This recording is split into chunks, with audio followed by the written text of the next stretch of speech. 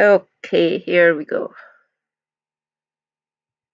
When is a giant monster not a giant monster? When it's a giant metaphor! Let's do this. So, kaiju is a Japanese word that literally means strange beast, but it's typically used to refer to a specific kind of monster in monster movies where the monster is giant. Now, what exactly defines a kaiju is a matter of furious academic debate, but most people agree on the classic biologist answer of, you know it when you see it. Now, in general, kaiju are big and destructive and typically enjoy pushing over buildings and screaming a lot. Let's not get too specific, that's how you attract philosophers. Now, kaiju movies are usually about two things: the kaiju itself and how people react to it. A lot of this is because kaiju make extremely convenient analogies for any kind of large-scale threat or fear an audience might be facing. Kaiju are typically huge, powerful, and impossible to control, persuade, or stop with conventional weapons. And notably, they're not really comparable to anything else. Like a horror monster, but bigger and less personal. Like a natural disaster, but with a lot more agency. How would people handle this is an interesting question because kaiju don't have easy real-world parallels. Kaiju ask the question, what would you do in the face of something so vast and powerful that you couldn't overpower it? And if a society has some big nebulous fear that they can't really deal with, as most societies do, you can take out the nebulous part and turn that fear into a monster, and then ask the question again. It turns speculative fiction into social commentary. Now, what exactly that big nebulous fear is can vary a lot. Godzilla, the archetypical kaiju, originated as the terror of the bomb, the post-World War II fear of the consequences of nuclear weaponry. More recent kaiju movies like Pacific Rim and even some of the Godzilla remakes cast the kaiju as more analogous to climate change, the current big nebulous threat. And with King Kong, who was a kaiju before kaiju were cool, he's a giant monstrous ape from a far-off land that kidnaps a terrified white lady, and one extremely popular interpretation is that he's analogous for the racism and the xenophobia that was oh so popular in 1930s America. Kaiju let us cast nebulous, invisible fears as skyscraper-sized giant monsters, which is useful because it's easier to think about a giant monster than a disembodied fear. In fact, it's a grand old sci-fi tradition to make your monster an allegory for a current threat, like in Heinlein's The Puppet Masters, where he very specifically reminds the audience on multiple occasions that these mind-controlling alien parasites are just like those gosh darn communists. Anyway, kaiju are often used to embody the prevailing social fear of the day, be it xenophobia, McCarthyism, or various apocalyptic threats. This also means that kaiju narratives are heavily dependent on the social context they're created in, and they often change as the society changes. So let's start by diving into the archetypical kaiju, Godzilla. Now, Godzilla first appeared in 1954 in the Japanese movie Gojira. Now, before I get into the story of the movie, I need to provide a little bit of real-world context surrounding the production of this movie. First of all, the obvious, World War II. Godzilla was released 9 years after the war ended, 9 years after the bombings of Hiroshima and Nagasaki, the first and currently last use of nuclear weapons in warfare. The director of the film, Ishiro Honda, was a World War II veteran who'd passed through Hiroshima on his way home and had been horrified at the devastation. Now, the US occupied Japan until 1952, and during that time, they censored Japanese media. Notably, nobody was allowed to actually talk about the atomic bomb, which meant that for 7 years, all that nationwide nuclear fear couldn't be directly addressed. After the US occupation ended, they decided to keep tickling the proverbial dragon's tail by restarting the Bikini Atoll nuclear tests, beginning with the Castle Bravo test, where the US detonated a high-yield thermonuclear bomb approximately 1,000 times more powerful than either of the atom bombs dropped on Japan 9 years earlier. Now, while Bikini Atoll is a couple thousand miles away from Japan, it is kind of their oceanic backyard, and the currents in that region do lead back to Japan. Now, the problem was the Castle Bravo test detonated an extremely dirty bomb. It produced a ton of fallout, much more than the report officially stated, and probably more than anyone.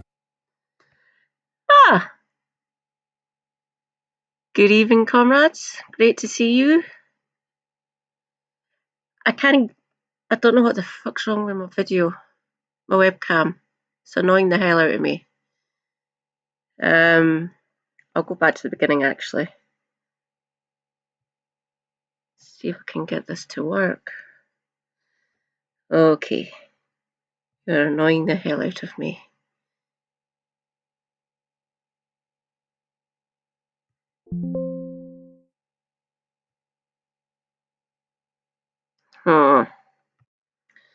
Okay.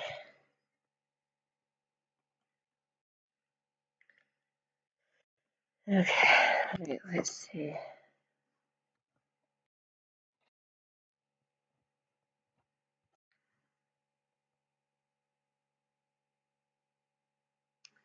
Back momentarily. Okay.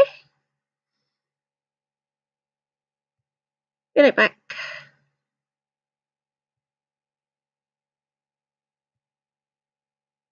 Da, da, da, da.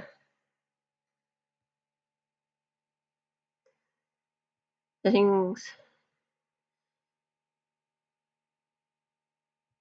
Tooth and devices. Add a device.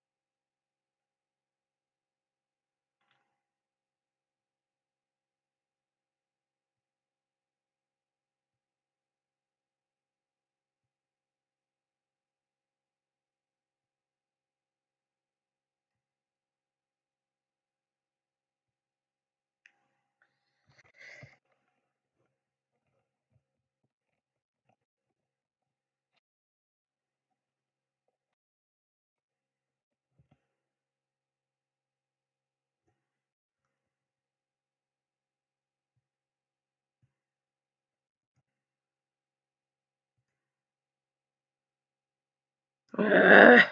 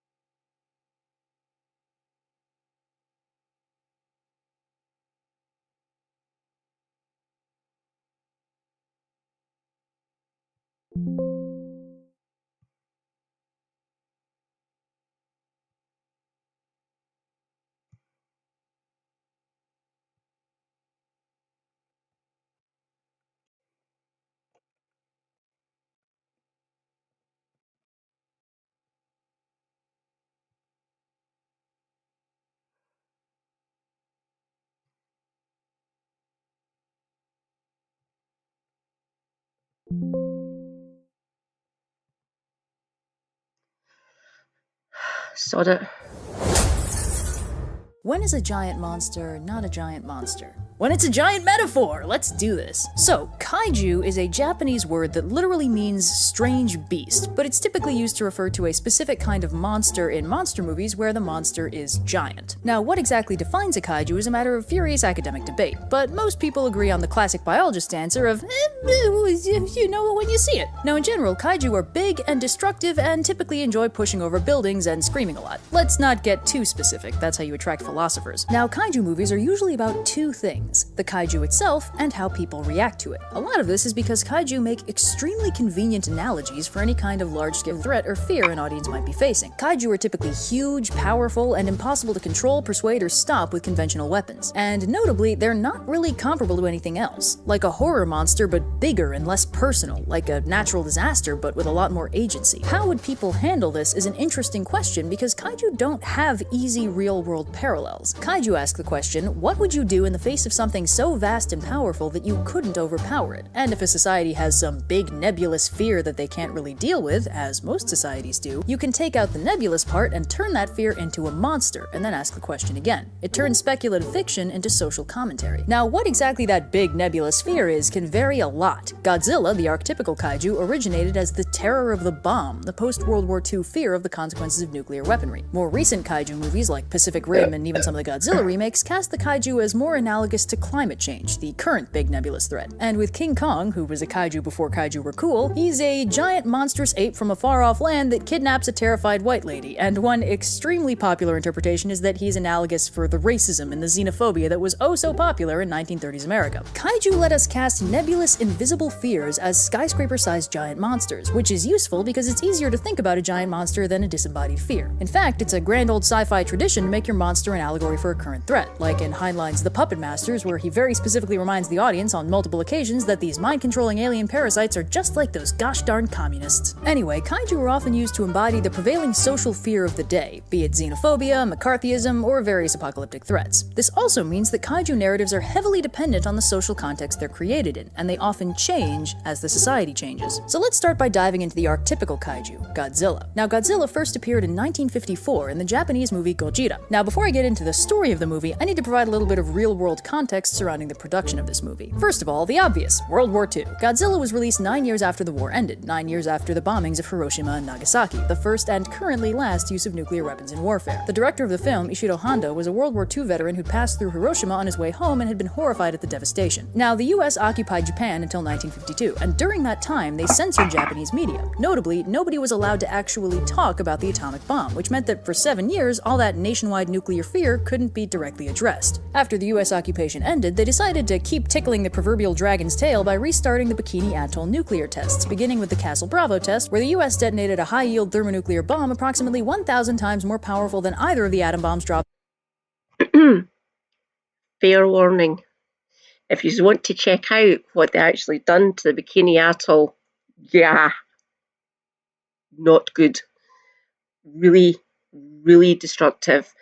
And yeah, I actually done a research into this a few years ago. Yes, rather grim. Americans, please, or American government, don't do that.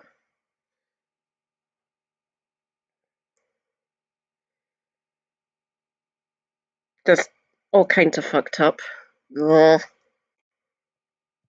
On Japan 9 years earlier. Now, while Bikini Atoll is a couple thousand miles away from Japan, it is kind of their oceanic backyard, and the currents in that region do lead back to Japan. Now, the problem was the Castle Bravo test detonated an extremely dirty bomb. It produced a ton of fallout, much more than the report officially stated, and probably more than anyone expected. Sometimes nuclear physics is a little more art than science. Now, some of this fallout contaminated a nearby Japanese fishing boat, inflicting the 23 crew members with acute radiation sickness, killing one of them and sparking an international incident. The US denied that the fallout could have affected the boat, Japan said the fallout had to have come from somewhere, tensions rose, and a Polish scientist crunched the numbers and confirmed the detonation had produced much more radioactivity than the US admitted. The media got a hold of it, the US quickly paid reparations to Japan, and nuclear paranoia spiked. It wasn't really a good look for the US. People were starting to realize that nukes were seriously bad news for literally everybody, and the US was kind of just dropping them willy-nilly in the ocean without making sure nobody was going to get hurt first. By the way, if you ever really want to piss yourself off, look up what happened to the people who lived on Bikini Atoll. So this was the immediate social context surrounding the creation of Godzilla. 2 nukes dropped 9 years prior, not allowed to talk about it for 7 of those years, and only 8 months earlier, 23 of your citizens were poisoned by a nuclear superweapon, accidentally. And the US is still testing those bombs in that area. Everyone is tense, everyone's way too familiar with the effects of nuclear weaponry, everyone's really hoping it doesn't happen again, but also knows it's completely out of their hands. And then they release Godzilla. Now, just for a moment, let's all pretend we've never heard of Godzilla. Godzilla? What's that? Some kind of soda, maybe? Well, the movie starts off strong with a Japanese fishing boat full of dudes having a grand old time until the ship is destroyed and the crew is killed by some unseen force and a blinding flash of light. Uh-oh. That sounds a lot like that thing that just happened earlier that year. But worse. Huh. So they send a boat to investigate, and the boat is destroyed. They send a third boat, and the boat is destroyed. An island is devastated in the night, and 17 houses are crushed. It could have been an earthquake, it could have been a typhoon, but neither of those would explain the radiation, and they certainly wouldn't explain the footprints. So yeah, Godzilla 1954 is a horror movie, unlike literally any of its sequels. Godzilla is kept hidden for much of the movie, and it makes sense this would be played for horror because he is the personified terror of the bomb. I want to take a hot second to jump forward in time and talk about Chernobyl, both the nuclear disaster and the miniseries recounting it. I've seen some people describe the first episode as something like Lovecraftian horror, and they're totally right. The exposed reactor and the radiation it's releasing is like some otherworldly dark god. It reaches through walls, right through your skin. Looking at it will kill you flat out. Being in the same building as it will make you wish you were dead. Gets into the water, the air. You could even say it's a mysterious color unlike any seen on Earth. It's horrifying to watch if you know what's happening. It's horrifying to watch if you don't. You don't get forces like that on terrestrial planets. You don't get them outside of stars. In a very real sense, the powers unleashed by a nuclear weapon or a nuclear accident are otherworldly, eldritch, incomprehensible, and extremely deadly. And that is how they play Godzilla. Nobody can even figure out what Godzilla is for a while because he keeps killing everything that gets close. He can't be stopped by buildings or walls, weaponry has no effect on him, and anything he can't smash to pieces, he melts with the pure radiation he breathes. When he levels Tokyo, the damage he does is almost identical to what happened to Hiroshima and Nagasaki, but it's slower, so you can see it all in vivid detail. Buildings crushed and burned, bystanders killed, and nothing they throw at him even slows him down. Now, if there's one advantage Godzilla has over other allegorical narrative devices, it's that the characters in his movie are completely willing to acknowledge and talk about the thing he's an allegory for. Feels like every 5 minutes, one of the characters goes, "Hey, remember the bomb? Sucked, right?" Characters outright draw the analogy between Godzilla and the bomb, and in the official lore of the movie, Godzilla is only a problem because of the bombs. Specifically, the nearby nuclear testing, like the Castle Bravo incident. The scientists in the movie explain that Godzilla's natural habitat under the ocean must have been destroyed by the H-bomb testing because the radioactive signature he's leaving behind is unique to H-bombs. Godzilla is only radioactive in the first place because of the bombs. So he's in this interesting place where in-universe he's a victim of reckless nuclear testing and attacks, but from a meta-narrative perspective, he's an embodiment of those attacks, both an allegory and a victim. And if you look at the way the narrative is framed, Godzilla is not representative of the bombing of Hiroshima and Nagasaki, as is often phrased.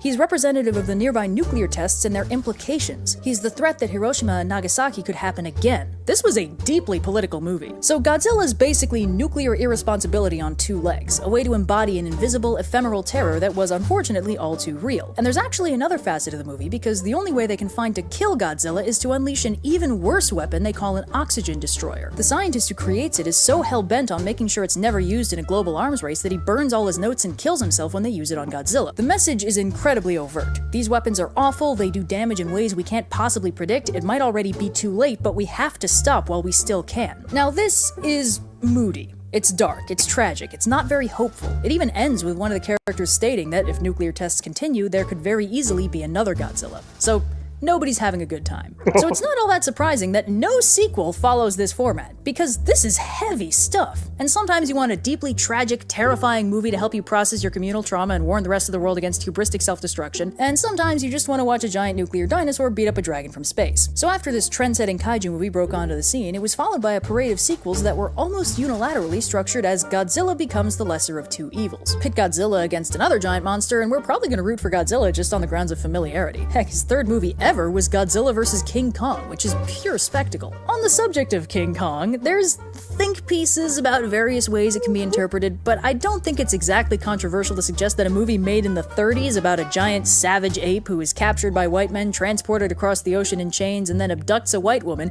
could possibly have some racial coding involved. And for the sake of my comment section, please do not try to defend the political sensitivity of a movie made in 1933. Can we just accept that the giant ape is probably racist?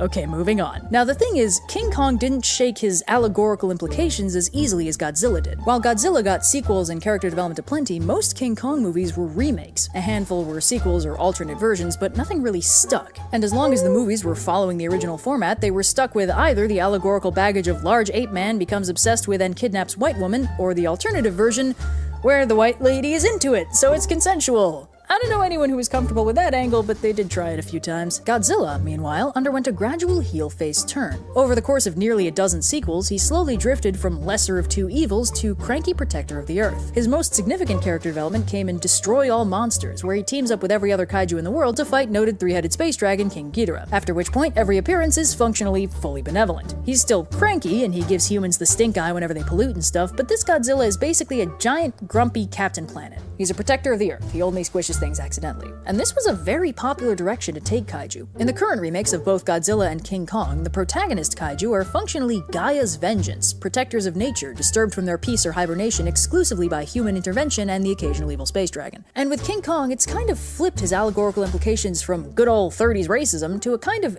anti-colonialist message, where he's this noble and wondrous being in his home habitat and shouldn't be taken away or harmed. Take only pictures. Leave only footprints. Visit scenic Skull Island today. Now this character drift is convenient, because unlike the terror of the bomb allegory, or, good old 30s racism, this characterization gives the kaiju a moral compass and lets your protagonists be on their side, instead of hopeless and powerless in the face of unfeeling nuclear Armageddon. Or not white people. With this kind of kaiju narrative, it's less existential horror and more Captain Planet. More good people versus bad people conflicts, only the good people have the power of Godzilla and anime on their side. Gee, I wonder why anyone would want to write something like that.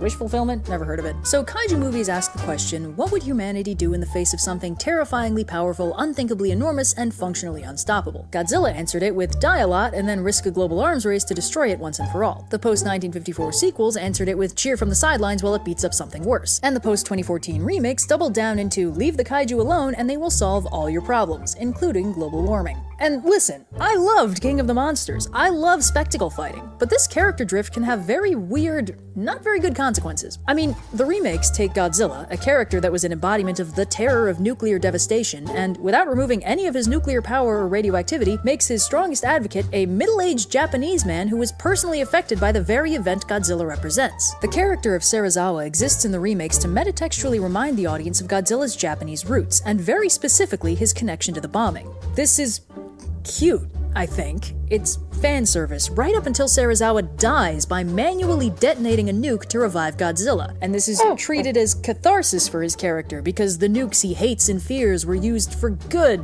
but the good it did is reviving a giant monster who originally represented the very thing that scarred this character in the first place. But he doesn't represent that in this movie, but Serizawa's character is meant to remind us of a time when he did. So is this cool? Is this weirdly manipulative? What is this? Is this America taking a Japanese anti-nuclear weapons narrative and twisting it to be completely pro-nuclear weapons to forgive themselves for what they've done? What is happening here? The allegory's all twisted up on itself, and while it's a beautifully done scene, the more you think about it, the weirder it gets. Anyway, taking these terrifying giant monsters and making them benevolent is a very appealing way to answer the question of how would humanity handle this, because it changes the question right at the source. Well, these things, we don't need to handle them. They're not functionally unstoppable forces of malevolence, they're just misunderstood. And they don't kill innocent bystanders indiscriminately. At worst, it's an accident. And if there are monsters that are actively malevolent and kill people we like, there's always a good monster there to fight them. Godzilla isn't an embodiment of nuclear Armageddon, he's our friend. And also maybe nukes are a good thing. Godzilla likes us because we're the good guys. Because if there's one thing nuclear Armageddon is known for, it's discerning judgment. And honestly, I think that's a big part of why those recent movies fell a little flat. They've got all the flair and much better graphics, but none of the weight.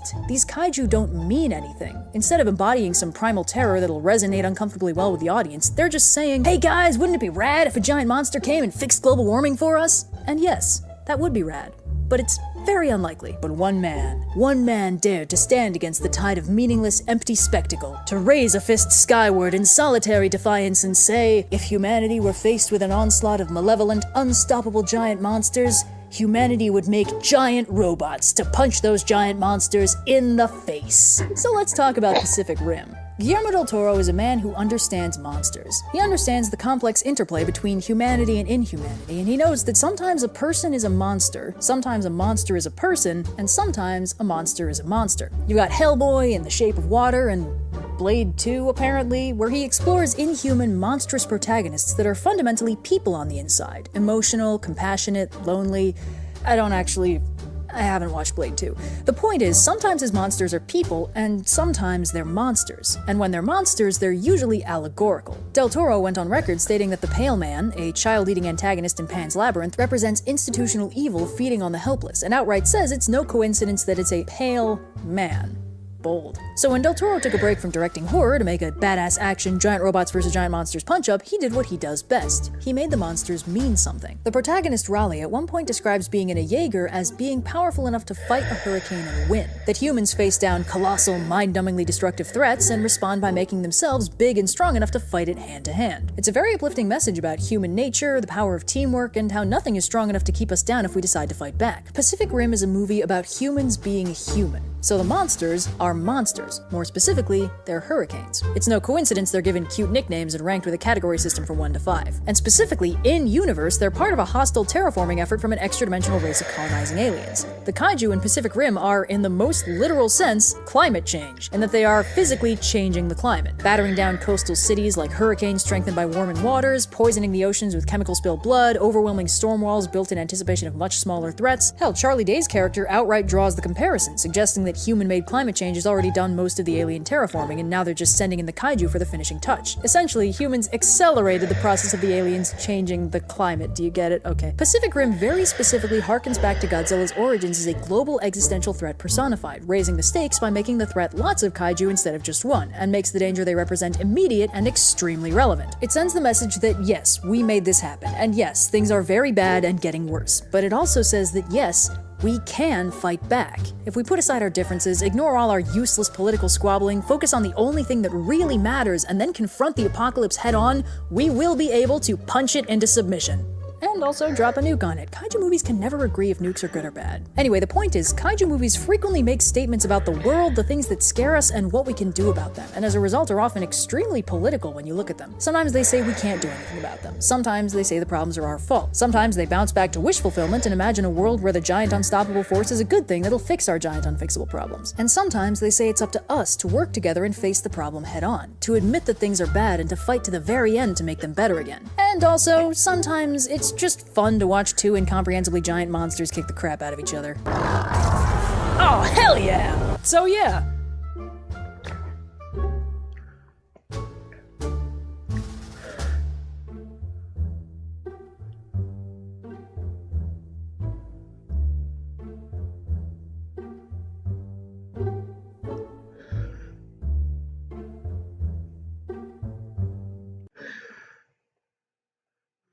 This video was brought to you by World Anvil, but like the dark, gritty version that don't play by your daddy's rules. The anti-hero. The spiciest option on the protagonist menu for the adventurous audience who isn't afraid to get a little burned. But when we go looking for an ingredients list, or maybe a